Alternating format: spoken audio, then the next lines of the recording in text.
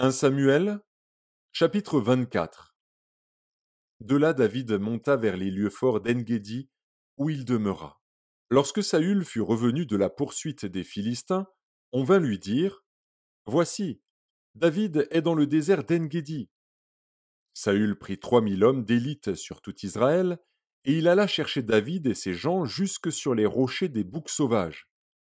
Il arriva à des parcs de brebis qui étaient près du chemin. Et là se trouvait une caverne, où il entra pour se couvrir les pieds. David et ses gens étaient au fond de la caverne.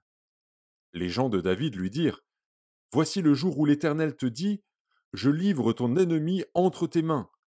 Traite-le comme bon te semblera. David se leva et coupa doucement le pan du manteau de Saül. Après cela, le cœur lui battit, parce qu'il avait coupé le pan du manteau de Saül.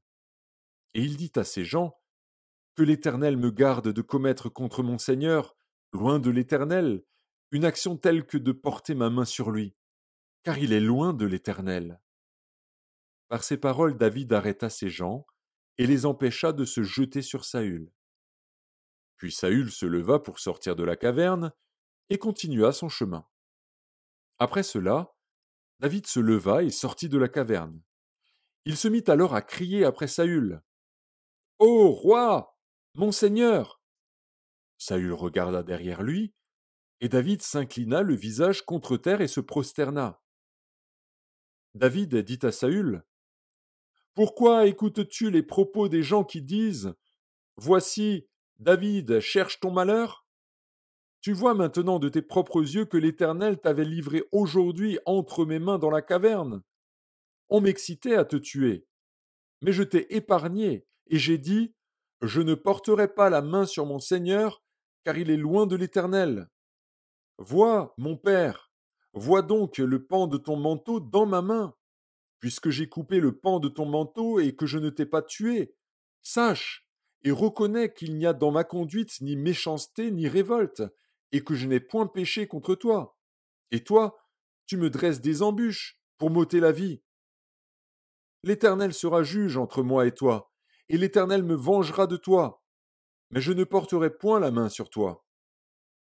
Des méchants vient la méchanceté, dit l'ancien proverbe. Aussi je ne porterai point la main sur toi. Contre qui le roi d'Israël s'est-il mis en marche? Qui poursuis-tu?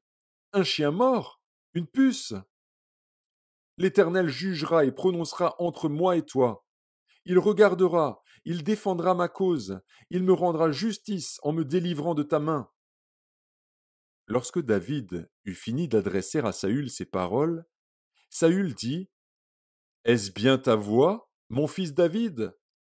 Et Saül éleva la voix et pleura. Et il dit à David: Tu es plus juste que moi, car tu m'as fait du bien, et moi je t'ai fait du mal. Tu manifestes aujourd'hui la bonté avec laquelle tu agis envers moi, puisque l'Éternel m'avait livré entre tes mains et que tu ne m'as pas tué. Si quelqu'un rencontre son ennemi, le laisse-t-il poursuivre tranquillement son chemin? Que l'Éternel te récompense pour ce que tu m'as fait en ce jour. Maintenant voici, je sais que tu régneras, et que la royauté d'Israël restera entre tes mains. Jure-moi donc par l'Éternel que tu ne détruiras pas ma postérité après moi, et que tu ne retrancheras pas mon nom de la maison de mon père. David le jura à Saül. Puis Saül s'en alla dans sa maison, et David et ses gens montèrent au lieu fort.